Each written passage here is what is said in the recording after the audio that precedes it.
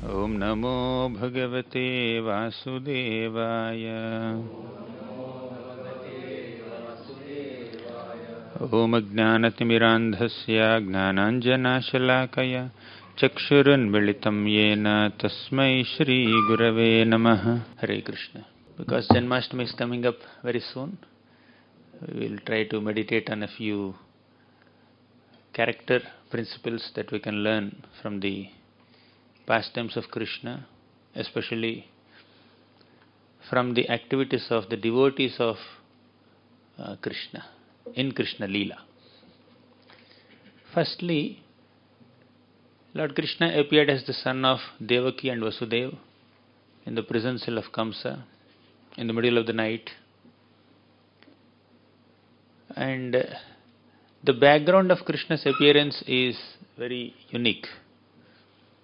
While Lord Ramachandra appeared as a result of the sacrifice conducted by Dasharatha Maharaj under the guidance of Vasishtha, while Vamanadev appeared as the son of Aditi and Kashyapa Muni as a result of the vrata called Payovrata done by Mother Aditi, and many other forms of the Lord appeared on this planet in different ways. Krishna's appearance is very unique and not so conventional. Which incarnation of the Lord appeared in a prison cell in the darkness of the night, while the parents are anxious, lamenting, fearful, insecure. What's going to happen? So, it's very unconventional. It's very bewildering also. And what was the background? Mother Devaki has given birth to 6 children, and all the 6 children had to die in the hands of Kamsa. Cruelly he has butchered them. Then 7th pregnancy is believed to be a miscarriage.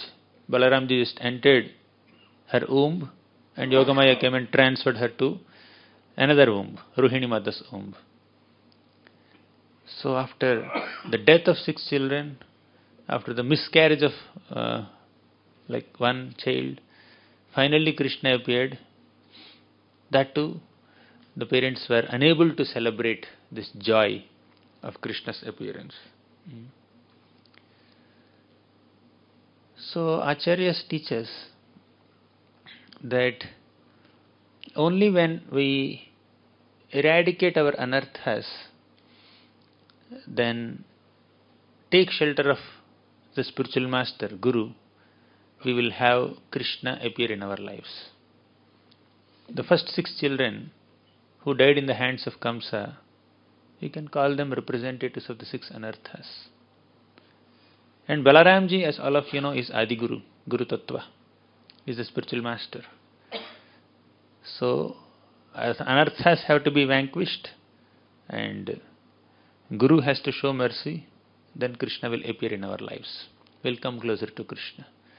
So Krishna's appearance has a great significance.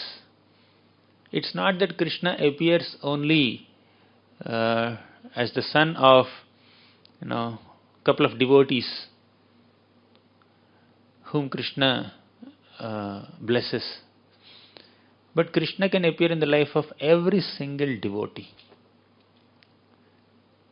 And not only on Janmashtami day, Krishna can appear in the lives of every single devotee every single day, in the form of holy name, in the form of deities, in the form of an opportunity to render some seva, service.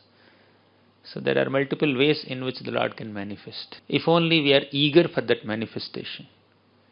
When that eagerness and enthusiasm is not there, when the willingness to pay the price for Krishna's appearance is not there,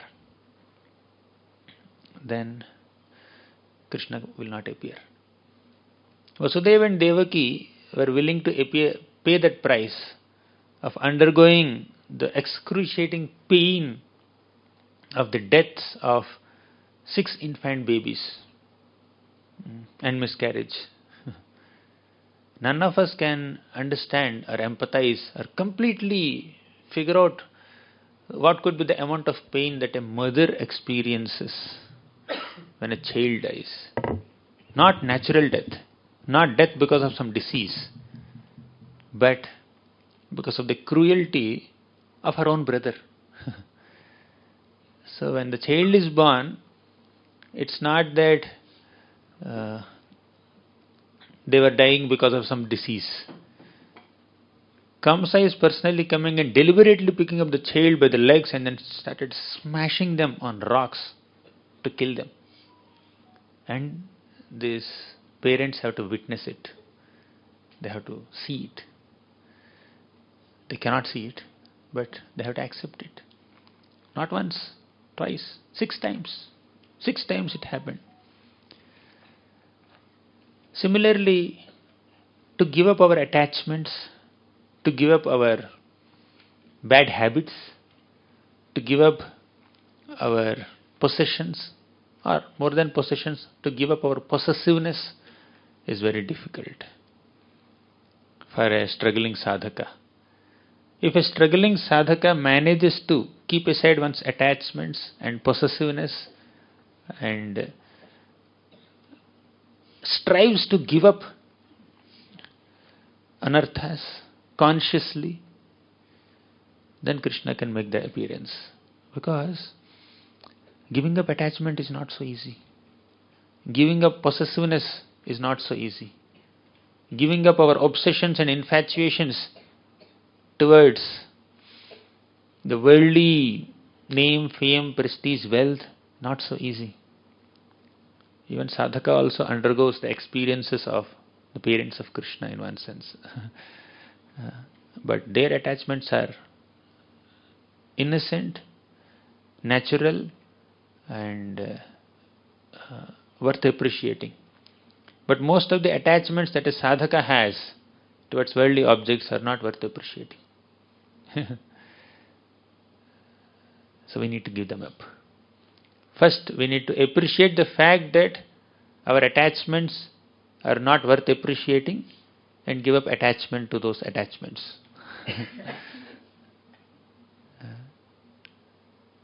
Sometimes, or most of the times, a struggling sadhaka is not even convinced that it's worth giving up. It's not worth maintaining this attachment. Oh no, I think I can maintain this. Yukta Vairagya. Right? So the principle of Yukta Vairagya is so liberally used by most of the sadhakas. Yukta Vairagya, this is Yukta Vairagya. This is Yukta Vairagya. Yeah, some of them may be valid, but not all. So Maya can cheat us through philosophy also. Maya can cheat us through quote-unquote good qualities also. Bharat Maharaj did not have kama, krodha, lobha, moha, etc. Bharat Maharaj had this good quality of compassion. So Maya attacked Bharat Maharaj through compassion. And he became a deer in the next life. So we cannot underestimate the potency of Maya. Maya can attack us in any way, in any form, at any time. Although someone is practiced, someone is seasoned enough, someone has practiced the process for a decade or 2 or 3 or 4 or whatever, or a couple of lifetimes, still the power of Maya is so great that one can still get affected by Maya. Therefore we can never underestimate Maya. So we need to pay the price of giving up our attachments and we need to be willing to undergo whatever pain is required on this external plane to have the pleasure of having Krishna in our lives. And Vasudeva and Devaki underwent that. And Vasudeva has given a promise to Kamsa. And Vasudeva is very popular, very famous for his self-control and giving promises and keeping those promises. Sometimes we may give promise, we may not be able to keep it. But Vasudeva is not like that. Such a truthful person, whom even Kamsa can trust. As soon as Vasudeva said that, I will submit all the children of Devaki to you as soon as they are born, Kamsa kept this sword back in its sheath. I will not kill Devaki. Because Vasudeva has given this promise, he will fulfill the promise. Absolutely no problem. So Kamsa had such trust. Devotees are like this. Dhira dhira janaprayo priyakaro nirmatsaro pujito. So when Vasudeva was giving so many arguments, Kamsa was not killing him. He was not accepting the arguments, but Kamsa was not attacking Vasudeva. Even Kamsa had that respect towards Vasudeva. And when Vasudeva gave a promise, immediately Kamsa agreed. But such a truthful Vasudeva had to give up his promise consciously. When Krishna appeared in the prison cell, then Krishna himself observed the anxiety in the faces and in the hearts of Devaki and Vasudeva. Oh, my parents are feeling very anxious to protect me. My parents are feeling fearful of Kamsa. Initially they were offering prayers to the Lord. And after some time they said, oh Lord, they come into Vatsalya Bhava. They begin in a Aishwarya Bhav.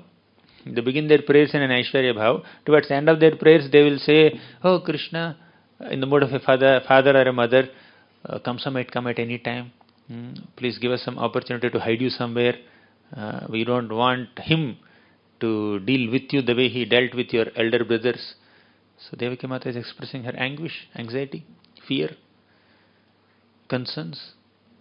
Then Krishna told, Vasudeva, my dear father, take me from this prison cell to Gokul. Vasudeva did not argue. Hey, I have given a promise to Kamsa. Do you know that, Krishna? You are supposed to be super soul. Vedaischa sarvair ahameva vedyo. Ishvaraha sarva bhutanam hriddeshe arjuna tishtati. You are supposed to be all-knowing. Don't you know that I have given a promise to Kamsa that I will submit to him every single child that Devaki gives birth to? He did not argue. Forget my promise. Whatever Krishna says, I have to do. Dharmam tu sakshat bhagavat pranitam. Means whatever the Lord says is dharma. You cannot evaluate the Lord's activities based on your understanding of dharma. You may have certain understanding or experience of implementing dharmic principles, virtues, values, morals, protocols, policies, prescriptions, prohibitions. You may have certain experience or exposure to all these things. But whatever the Lord says is dharma. Whatever the Lord does is dharma. Whatever the Lord instructs is dharma. Do we have that faith? Vasudeva had that faith. He had faith in the Lord's instructions so much that with absolutely no hesitation, he took that infant baby, newborn baby, Krishna, in his hands and traveled to Gokul. And he did not even have an umbrella with him. So the Lord has arranged. He did not even ask the Lord, okay, fine, I'll carry. I agreed. What about arrangements? Who will unlock the prison cell? Who will make the soldiers sleep? Who will give me an umbrella?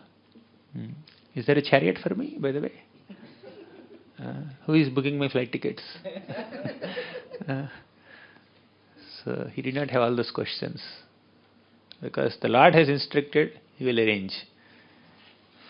He will make all the necessary arrangements for the execution of the instruction. What is my role here? To keep faith in the intentions of the Lord and the instructions of the Lord. To not doubt His instructions. To execute it without any reservations. Such people can understand Krishna. Samshayatma vinashyati. Krishna says in Bhagavad Gita, Shraddhavan labhate jnanam. If you have Shraddha, if you have faith, you can understand and follow Krishna's instructions, and you can understand Krishna's heart also. All that is inconceivable. His plans are inconceivable. To the degree you are obedient to Krishna's plans, to the degree you are obedient to Krishna's representatives, to that degree you will be bestowed that understanding of Krishna's heart. We discussed it some time back in Prithu Maharaj's story. When Prithu Maharaj was about to attack Indra, why? Because Indra was coming and stealing sacrificial horse of Prithu Maharaj repeatedly. You know the story, right? Junior batch. Repeatedly he is stealing the sacrificial horse of Prithu. And Prithu was silent and he was sending his son, okay, retrieve the horse. But when it is happening repeatedly, Prithu Maharaj got up, I will kill. Then all the priests said, no, you should not kill, we will kill. Right? You are the Yajman of the sacrifice, you are the main sponsor. So you should not kill, we will kill. How?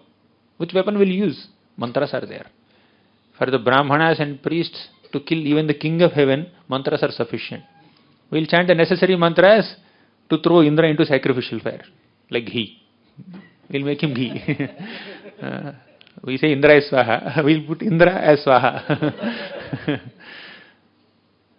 Then Brahma manifested there. All he said was, Prithu, you need not conduct this 100th sacrifice. Sacrifice! Your plan to conduct the 100th sacrifice. The 100th sacrifice that Prithu has done is sacrificing his plan to perform the sacrifice. He did not question. Prithu did not question Brahma. Prithu just accepted it. That faith, that submissiveness, that obedience towards a spiritually powerful personality gave him the necessary intelligence and realization and knowledge to understand why Brahma is taking this action. Brahma asked me to stop the sacrifice not because he is partial towards Indra, not because he hates me, not because he is an ineffective manager, not because he is not an experienced leader. It's a well thought out plan. Sometimes for this light to glow, the switch may be outside this room. Many times we have this room with so many lights and fans, and the switches of the lights and fans are in the room only. But sometimes you see the switch is outside. Bathroom lights, geyser lights, geyser switches, they are outside. Geyser is inside and the switch is outside. Sevastan is saying. Similarly, to stop Indra from performing his mischievous activities, our Brahma had to stop Prithu. Indra is stubborn. He won't be able to receive any good instruction or good advice. He is so obsessed with his desire to stop the sacrifice. So, better let me go to a person who has the maturity and ability to understand things more logically, with more obedience and cool head, instead of trying to convince a person who is very passionate, disobedient, obsessed and infatuated. So Brahma thought like that. Instead of giving a feedback to Indra, he went and stopped Prithu from doing the sacrifice. And Prithu completely understood. If I don't stop the sacrifice, Indra will not stop his stealing. If Indra doesn't stop his stealing, the irreligious systems or the adharmic systems or false sannyas orders introduced by Indra will bewilder my people, will misguide my people. You know that, right? Every time Indra is coming in the form of a sannyasi and stealing the horse, and the citizens were getting bewildered. Oh, this is a wonderful way to steal. Even if we steal or do some mischievous activity, if we wear saffron, nobody will catch us. Wonderful. This kind of attire is very good. This kind of tilak is good. This kind of this is good. Look. Indra is coming with a danda, with a skull on top. He has a staff with a skull on the top. I mean, seeing him in some kind of so-called spiritual attire, Prithu's son did not kill him. So the citizens thought that this is a wonderful way of stealing. So to stop Indra from introducing such kind of false sannyas orders, Brahma had to stop Prithu Maharaj instead of Indra. And just by that one instruction of Brahma, Prithu understood everything. This is what is Brahma's intention behind his instruction. So we hear instruction, but we have to understand the intention behind the instruction. If the instruction is not palatable, Guru gives us an instruction, or Krishna gives us an instruction, or some other exalted Vaishnava may give us an instruction, but we may not have the faith or knowledge or experience to understand the depth of that instruction. Even if you don't understand, if you at least give a benefit of doubt, that's good. But if it's not fitting into our logic, and if we just keep doubting their intentions and integrity, that could become an aparadh. So when Krishna instructed Vasudeva, forget your promise, take me to Gokul. I want to enjoy with Vrajavasis. Vasudeva did not negotiate. What about us? You can kill Kamsa now only.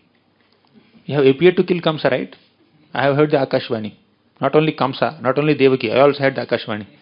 That the eighth son of Devaki is going to kill Kamsa. And you are the eighth son. Kill him now. Release us from this prison. Let's live happily in Mathura city, my dear child. I'm your father. I'm instructing you. Vasudeva did not say that. Because Krishna had another plan. Krishna wanted to enjoy his childhood in Vrindavan.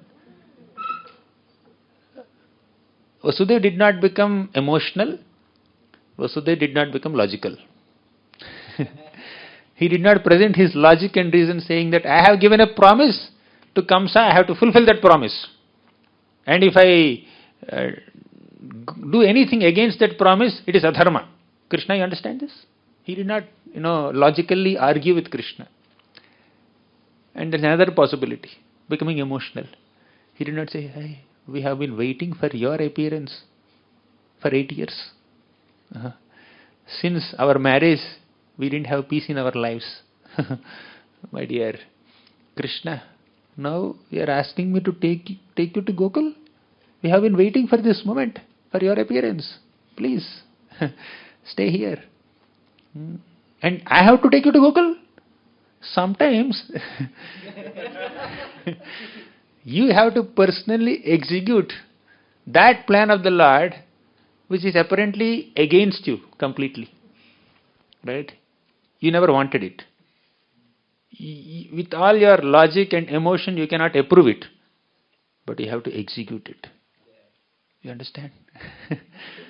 You are dealing with a highly unpredictable personality, Krishna. Do you still want to love him? Do you still want to worship him? Do you still want to follow Manmana Bhava Madbhakto Madhyaji Mam Namaskaru? Be ready. What he expects from you, you can't expect. Nahi yasya karhichit rajan puman veda viditsitam yad vijignasaya yukta muhyanti kavayopi. Right? In trying to understand the plans of the Lord, even great kavis and philosophers and scholars and rishis and thinkers, they become completely, thoroughly bewildered. Right? Yad vijignasaya yukta muhyanti kavayopihi. Muhyanti kavayopihi means even great kavis also become muhyanti, become completely bewildered. That's the greatness of Krishna in being inconceivable. What is greatness of Krishna? Apart from many other attributes he has, one attribute is you cannot understand him. That is his greatness. That is his greatness. What is his plan? What is the logic behind he instructing me like this? No, I can't understand. Therefore he is Krishna. He is not only sweet, he is not only beautiful, he is not only compassionate, he is also beyond your ability to comprehend. Therefore he is called Adhokshaja. Adhokshaja. Aksha means eyes. Akshaja means that which is born out of eyes, not tears. Right? When they say Akshaja, the understanding that is born out of seeing. Because these are all Jnanendriyas. Eyes, nose, tongue, all these are Jnanendriyas. When the Indriyas, means the senses, come in contact with their sense objects, there is some Jnan. Right? So when your eyes come in contact with the form, that will give you some knowledge. By seeing something, you develop some knowledge. By touching something, you develop some knowledge. By hearing something, you develop some knowledge. By smelling something, you develop some knowledge. By tasting something, you develop some knowledge. Because these are all knowledge senses, Jnanendriyas. When these Indriyas come in contact with their respective Vishayas, means when these senses come in contact with sense objects, you get Jnan, knowledge. Right? Jnanendriyas. So that is called knowledge born out of sense perception. But Krishna is beyond your ability to understand things through senses. Means your senses, your Jnanendriyas cannot give you that Jnan of Krishna, which he doesn't want to reveal. You can understand some things. Oh, Krishna is blue in color. Krishna wears a peacock feather. Some Jnan you have. But there are some things which Krishna doesn't want to reveal to you. And you try to acquire all knowledge through your senses, Jnanendriyas.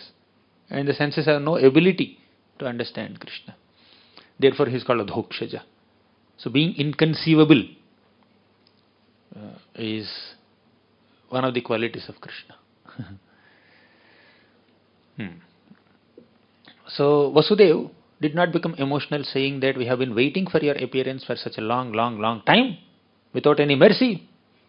You are leaving us and you are asking me to take you away from this prison cell. Even if you make all arrangements, I will not take you. Find somebody else. Find somebody else. They will take you. Or you can fly.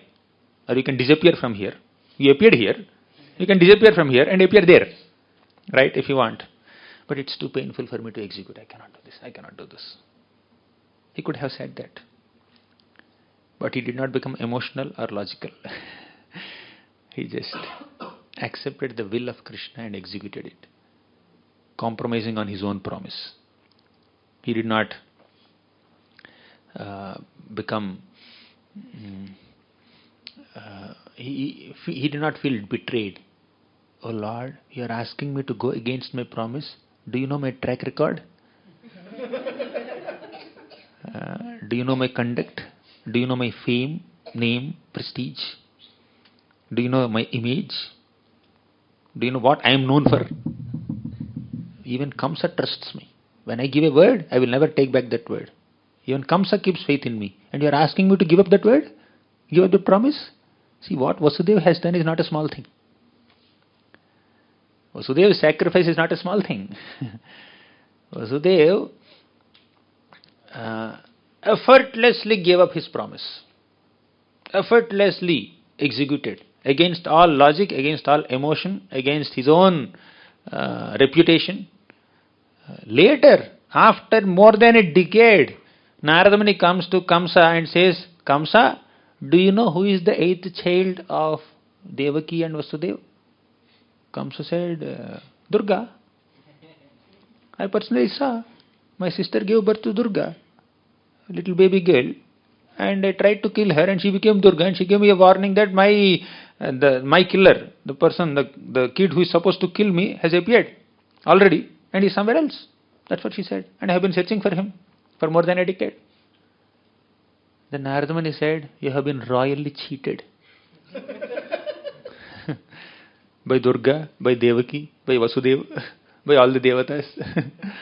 You have been thoroughly cheated. Vasudeva gave you a promise that he will give all the children of Devaki as soon as they are born to you. But he did not give the eighth child. He has secretly hidden his eighth child in the home of his own friend Nanda Maharaj. And that is that superhero Krishna, whose stories you have been hearing now and then. In those days, internet was not there. In those days, there is no live updates. When Krishna is subduing Kaliya, nobody has kept a YouTube live. When Krishna was lifting Govardhan, nobody has shot the video from 10 different angles and published it on YouTube. So, but Kamsa was just hearing, oh, there is some special child, great child of Nanda Maharaj. He is doing some miraculous activities. He is killing so many demons. And many of the demons I have sent. So he had some kind of special attention that he was giving to Krishna, Nanda Maharaj's son. But he never thought that Krishna is Vasudev's son, eighth son of Devaki. He never knew that. He never had that hint. Narada Muni came and revealed it completely. Just as Krishna is unpredictable, devotees also can be unpredictable.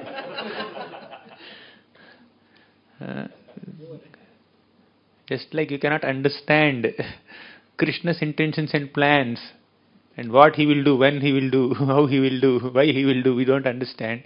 Similarly, devotees also are like that.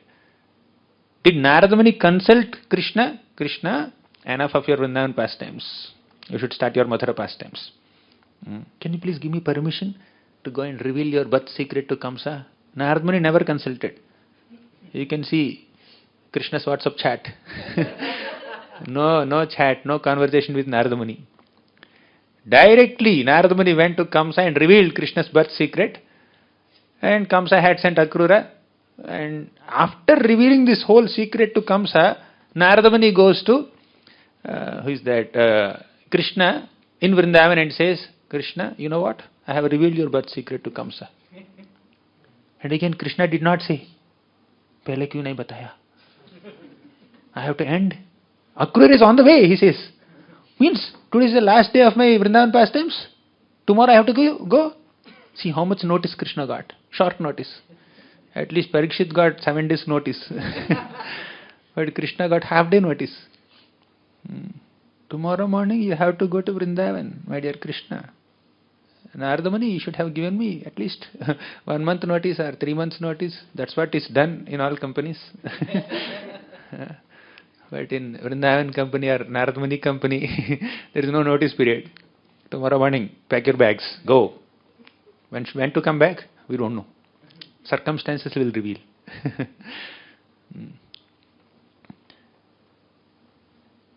The Lord completely trusted Narada Muni's intentions and integrity.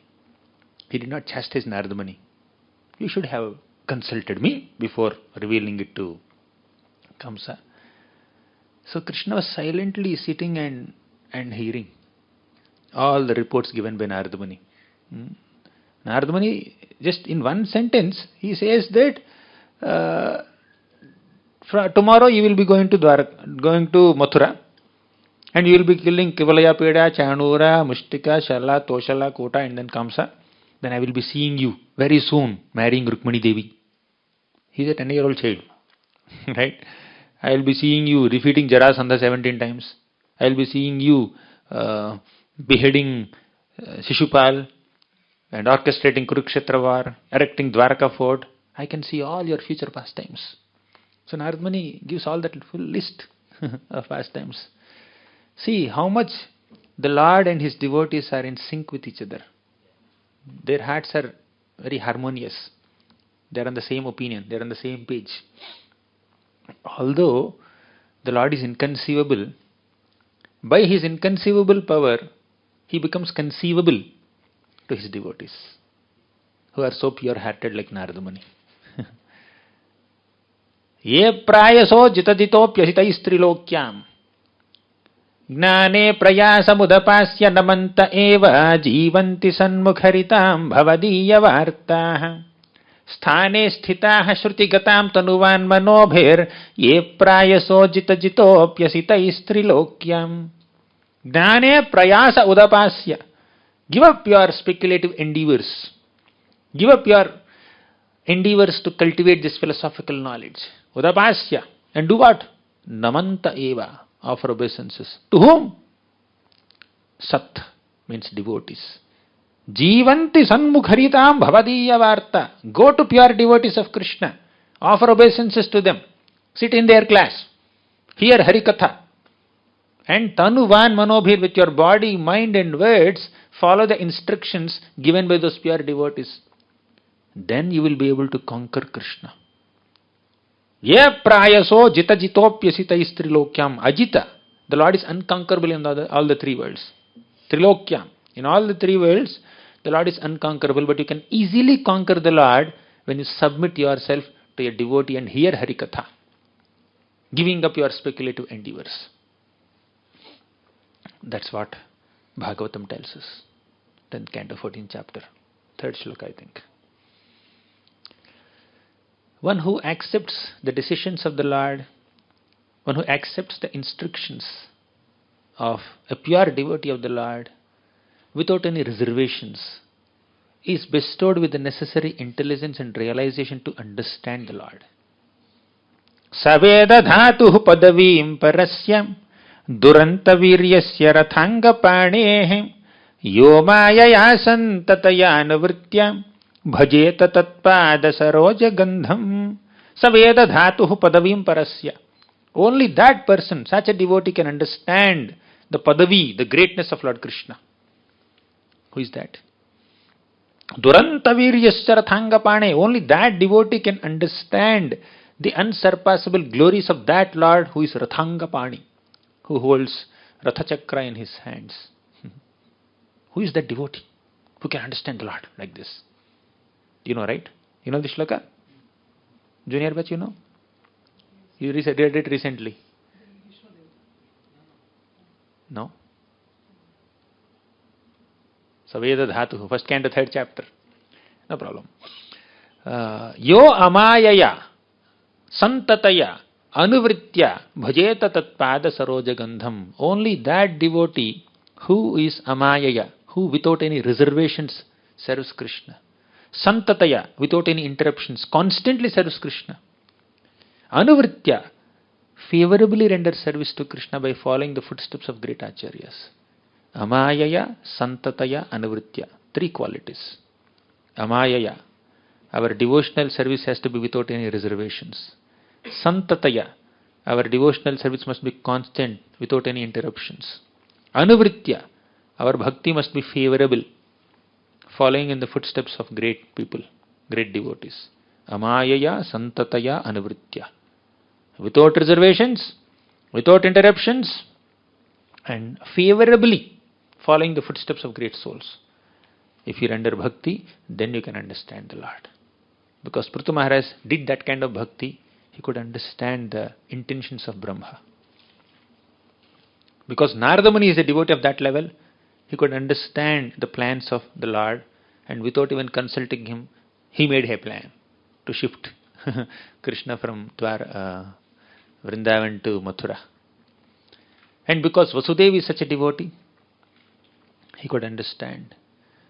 He could accept the plan of Krishna, and he personally executed it, although it is very painful for him. Just imagine. A father is taking the newborn baby and leaving the baby in someone else's home and coming empty-handed. Of course, coming with someone else, other girl, which also left him. But from another perspective, this is better than what happened before. Earlier, he had to see the deaths of the newborn infant babies. Now at least he is leaving the baby safe in someone else's hand. Just an understanding of Krishna's greatness and abilities is not sufficient. We need to understand. Even if you don't understand, we need to accept the Lord's plans and the Lord's desires. If the Lord desires to spend his childhood for more than a decade in Vrindavan, who am I to come on his way? Vasudeva thought like this. Although the Lord has the ability to kill Kamsa right now, still the Lord chooses to escape from this prison cell as if he is fearful and making me do that activity. And for more than a decade, he is keeping us in separation. And by the way, when Vasudeva took Krishna to Gokul, to Nanda Maharaj's home, he did not know when will he see Krishna again. Now we know. We read 10th canto of Bhagavatam by the grace of Sukadeva Goswami, Vyasadeva, And Srila Prabhupada, we got access to 10th canto Bhagavatam. We understood that Krishna had spent 10 days, 10 years, 10.5 years, and then he came back to Mathura and stayed with Vasudev till for more than a century. That we know. But Vasudev did not know that. When will I see my child back? Vasudev had no clue. At least when you know the result, when you know what's going to happen in future, then you can pacify yourself and do that unpleasant activity, although you are not convinced about it. But the Lord did not even tell, I'll come back in 10 days. 10 years. He did not say that to Vasudeva. And on the other hand, when Krishna was leaving from Vrindavan, going to Mathura, he said to the Vrajavasis, I will come back, parso. I will come back very soon in a couple of days. But he did not come back. Even though the Lord gives promise, he is not keeping up his promise. How painful it is for these devotees. So the essential message that we struggling sadhakas, I cannot say we, I am a struggling sadhaka, some of you may not be struggling so much, or maybe siddhas also. But what struggling sadhakas can take from this whole discussion is, getting Krishna is not so easy. It's not that easy to attain Krishna. Krishna will make us undergo any kind of experience. His decision, His choice. All we need to do is align ourselves with His choice. We cannot expect Krishna to behave in a certain way. We cannot demand Krishna, reciprocate with me in this way. Samjha kya? You only said, Ye thamam prapadyante tam satyava bhajamyaham. He is doing it. You don't have to remind him, by the way. He will do. Because he understands us more than we understand ourselves. That we need to understand. Krishna understands each of us more than we understand ourselves. Because of lack of understanding this, we doubt Krishna. He is actually doing ayathamam prapadyante tam sataiva bhajamyaham. But we think that I am doing so much bhajan, he is not doing that prapadyante. He is not reciprocating. We think that our approach is great, but his reciprocation is poor. Then why did he promise ayathamam prapadyante tam sataiva bhajamyaham? We keep on figuring out, why did he promise like that? Don't figure out why did he promise. You figure out that you are unable to figure out how you are approaching Krishna. Because your approach is not perfect, therefore his reciprocation is low. And even if your approach is completely perfect, you see how much Krishna made such devotees undergo miseries and reversals in life. Is your approach better than Pandava's approach? Then Pandavas are experiencing so many miseries. Aho kashtam ahonyayam jadyuyam dharmanandana. Last week we discussed, right? Aho kashtam ahonyayam. Yatra dharmasuto raja gadapanir vrkodaraha krishnostri gandivam chapam suhrut krishnastato vipat. Although Dharmasuta, our Yudhishthira Maharaj is there, Gadapanir Vrikodara, the most powerful, strongest warrior, Bhima was there, who single-handedly killed all the 100 sons of Dhritarashtra, Hidimbas or Bakasur, so many such demons. And although Gandivadhari, Arjuna is personally there and Krishna is personally there with the Pandavas, still, Tato Vipat, they underwent reversals. If Pandavas are facing reversals, what's your problem? Are we so pure? Are we so pure and qualified to demand Krishna? Why did this happen to me? I am good. Why bad is happening to me? Why bad things happen to good people? Why there is so much discussion to convince us that we are not so good? There is some bad in us also. Therefore something bad is happening. Bad or good, it depends on how we perceive it. A devotee has the maturity to perceive even misery as mercy of Krishna. And that ability to perceive misery as mercy of Krishna comes by studying Srimad Bhagavatam.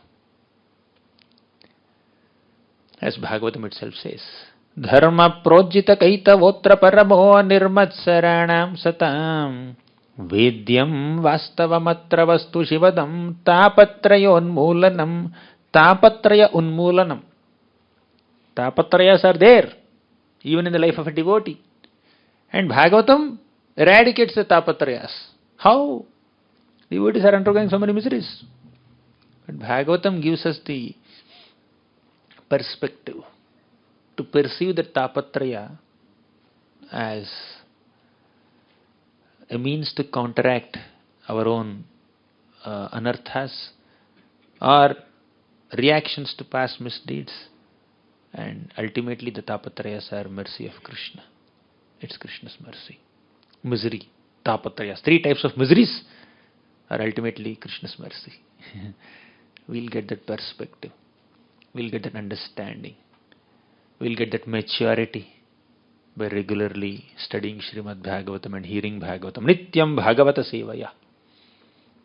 Bhagavati Uttama Shloke Bhaktir Bhavati Naishtiki. By studying Bhagavatam regularly, by hearing Srimad Bhagavatam sincerely, our anishtita bhakti, unsteady practice of bhakti will become steady practice. Will become very steady. Bhaktir Bhavati Naishtiki by Nityam Bhagavata Sevaya. So before hearing Bhagavatam regularly, it is unsteady practice, anishtita bhakti. But by hearing Bhagavatam nicely, it becomes Bhaktir Bhavati Naishtiki. There is nishtha in our bhakti. And nashta prayesha bhadresha, anarthas will be gone. And at such a mature stage, we will perceive misery as mercy of Krishna. At this moment, at least let's have that intellectual understanding. We may not have that realization completely. When a difficulty comes in front of us, we may not be able to respond to the difficulty in an ideal manner at once. Although we have this understanding, but we may not be giving an ideal response on the spur of the moment. On the spur of the moment, what appears in our mind or what comes out of mouth may not be close to ideal. But at least intellectually understand it and take your baby steps to come to that realization. Now there is some kind of knowledge about it, maybe little understanding, but realization is very far. But we need to attain that realization soon.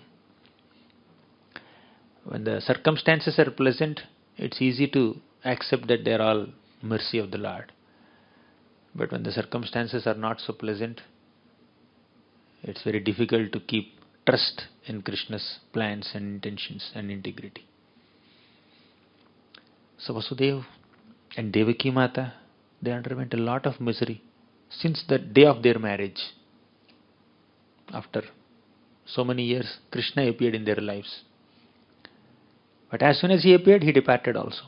Just one darshan as an infant baby, he departed. Again, another decade of separation.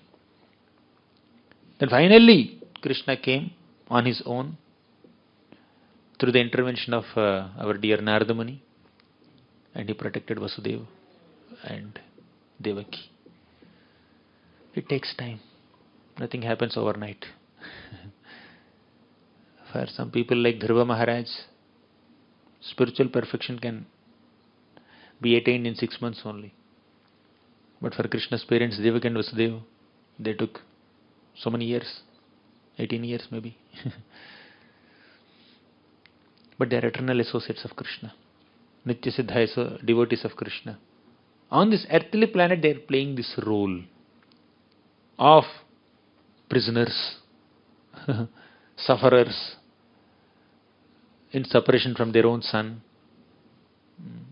constantly under the policing of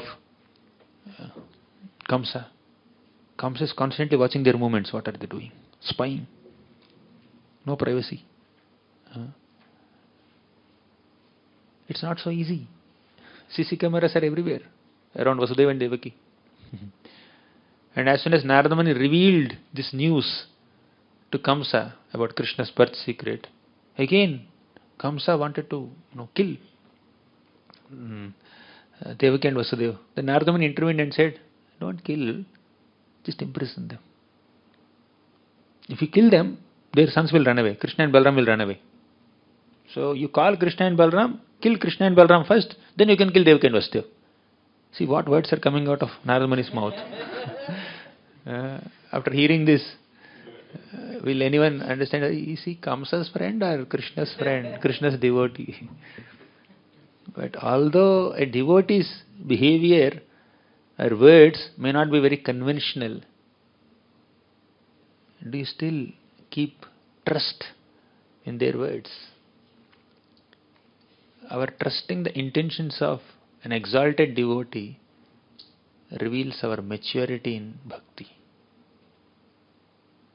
When we don't have sufficient faith in the words of a mature devotee, a pure devotee, if we keep on doubting them and evaluating them, that's a problem. We are not mature enough. When the Devatas came and kidnapped Kayadu, Hiranyakashipu's wife, who was pregnant at that time, Narada Muni came and told them, he asked them, why are you kidnapping her? The Devatas said, she is pregnant now. She is going to give birth to another demon. Her husband is a great demon. Her son also will become another demon. One demon is sufficient for us. We can't handle another great demon.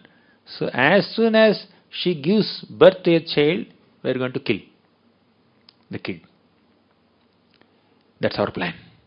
What did Narada Muni say? Where is it mentioned that a demon son will become demon?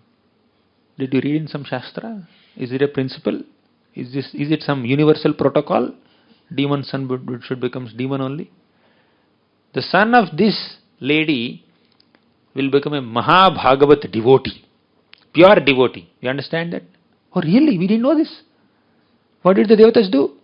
They stopped their plans to arrest, abduct Kayadu, offered her obeisances, circumambulated her respectfully, and left her in the care of Narada Muni, and they left.